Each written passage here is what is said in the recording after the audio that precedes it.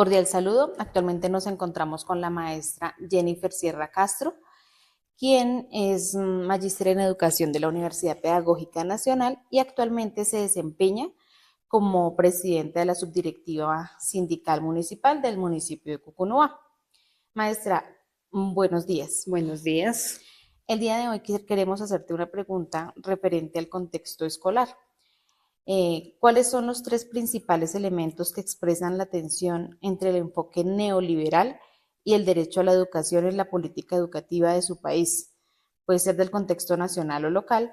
¿Y cuáles son sus efectos en el sistema educativo?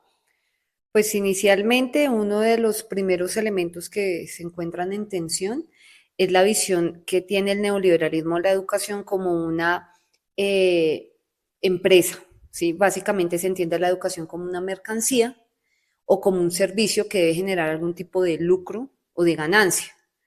Y eso tensiona, lógicamente, con lo que es la educación en su esencia, que es un derecho esencial precisamente para la construcción de de las ciudadanías, de las sociedades y del ser humano.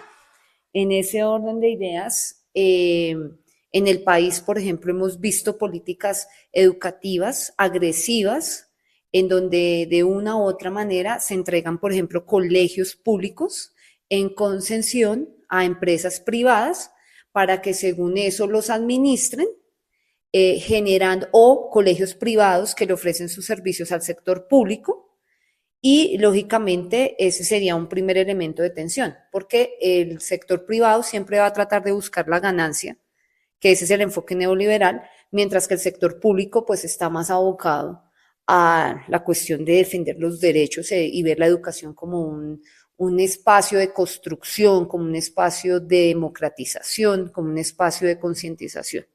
Ese es un primer elemento de tensión. Segundo elemento de tensión tiene relación con la forma, otra vez con la forma en que el neoliberalismo ve la educación como un espacio donde debe primar la competitividad, lógicamente al verlo como un negocio, pues se esperan resultados, ¿no? Diferente a la visión pues de lo público, en donde no solamente se buscan esos resultados que quiere demostrar el neoliberalismo, sino que también se tienen en cuenta procesos propios como es el asunto de la inclusión. Entonces, en colegios en donde se ve la mirada o de donde entra la mirada neoliberal, en donde cuando la educación permite que entre esa mirada neoliberal, lo único que les interesa es entonces que los colegios superen las pruebas PISA, que saquen unos muy buenos resultados académicos, ¿cierto? Que sean colegios competentes con mínimos recursos, porque tampoco es que desde la visión neoliberal se busque mejorar o ampliar la cantidad de recursos, sino al contrario, se busca que todo sea óptimo, cada vez con menos recursos, entonces peores salarios para los docentes, muy malas estructuras, o sea, entre menos se pueda invertir, mucho mejor porque genera mayor ganancia. Entonces, estas instituciones van a estar siempre centradas en, o más bien esa visión de la educación siempre va a estar centrada en el resultado. Y eso implica que haya atención para los profesores, porque entonces empiezan a evaluar también a los profesores a partir de esos resultados. Entonces, si al profesor le fue bien en las pruebas, entonces es un profesor competente, pero si entonces por alguna situación no le fue bien, entonces es un profesor que termina siendo excluido del sistema neoliberal porque no está cumpliendo con el nivel de competencia que exige.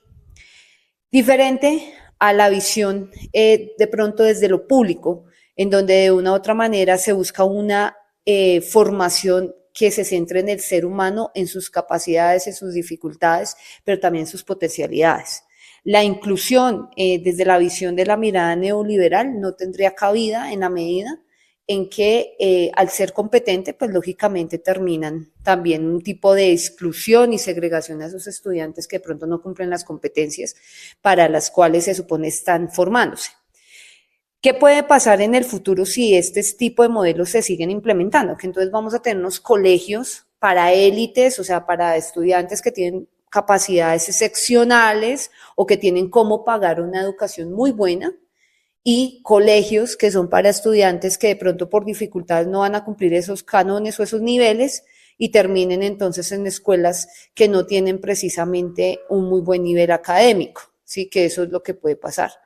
En el caso, por ejemplo, colombiano, la política de inclusión del gobierno ha sido bastante fuerte en los últimos años, ¿sí? Se está buscando pues que los colegios cada vez sean más conscientes del manejo de la inclusión, pero lógicamente también tenemos colegios que abogan por competencias excepcionales y que de una u otra manera lo que buscan son los resultados, tanto así que se ha escuchado de colegios que seleccionan quiénes van a presentar las pruebas de estado, ¿sí? Y son ellos los que entonces terminan presentando bajo esa mirada de los mejores colegios que tengan las mejores pruebas o los mejores resultados, entonces son los mejores colegios, cuando realmente la estandarización no demuestra eso, no demuestra ni tampoco la calidad de ciudadanos ni otros elementos claves. Otro elemento importante es que en este tipo de mirada neoliberal entonces se optimizan o se le dan más recursos a ciertos campos del saber, por ejemplo la tecnología, la matemática, que se necesitan según eso en un modelo empresarial, ¿sí? Pero se deja a un lado otro tipo de campos que también son importantes, como las ciencias sociales, las humanidades, la filosofía, etcétera, etcétera. Y un tercer punto de tensión que no se puede desconocer es lógicamente la administración desde la visión neoliberal y la administración desde la adversión pública. Y es que en la parte neoliberal la administración está enfocada en soltarle responsabilidades al Estado. Entonces, Colombia tiene una alta, o sea, genera unos ingresos que están destinados para educación y que lógicamente no son mínimos, o sea, son bastantes ingresos. O más bien el presupuesto que tenemos para Colombia a nivel de educación, pues es un presupuesto que no es menor, ¿sí? Ahora, que debería ser más, por supuesto, porque pues en Colombia debido a esas políticas que de una u otra manera han sido agresivas con la educación pública, también han ido disminuyéndose los recursos. Sin embargo, ¿sí? En el caso desde la mirada neoliberal, la administración de esos recursos no debería ser responsabilidad del Estado. ¿Qué significa? Significa que desde ese enfoque, que ahí es donde entra la privatización de la educación, al entregarle la tarea de la educación o la responsabilidad de la educación al sector privado, ¿sí? El Estado se suelta de cargas y eso permite entonces que no tenga que responder por un derecho que de una u otra manera es fundamental y que todas las comunidades deberían recibir.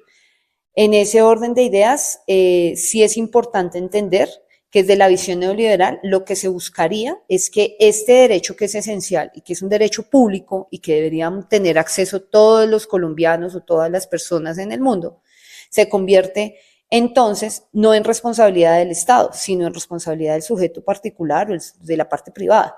Y eso tiene unos problemas y unas connotaciones fuertes, porque lógicamente el Estado se desobliga y pues puede ocurrir que si tú tienes acceso, o más bien, si tú tienes cómo pagar educación, pues la pagas. Si no la tienes, pues quedas excluido del sistema, no te puedes profesionalizar, bajan los niveles de profesionalización y por ende pues incrementa la pobreza y la miseria, que esa sería como esa tercera particularidad. Maestra, muchísimas gracias por su colaboración y por su visión. Gracias a ti. Como maestra rural, siento que la escuela del campo ha sido vista desde una mirada urbanocéntrica que deslegitima los saberes campesinos. Mientras se impulsa la tecnificación como progreso único, se pierden las memorias que sostienen la vida rural. Desneoliberalizar la educación es tejer diálogo entre las políticas, la academia y los saberes del campo, reconociendo al campesino como sujeto de derechos, como guardián de la tierra, la cultura y la memoria.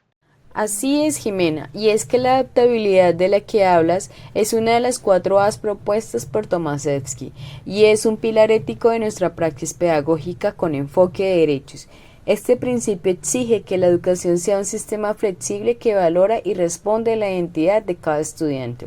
Mi reflexión como docente de inglés es esta: nuestro deber es adaptar el idioma para que sea una herramienta de empoderamiento, no de imposición cultural, y debemos diseñar un currículo que no violente los derechos de los niños y las niñas.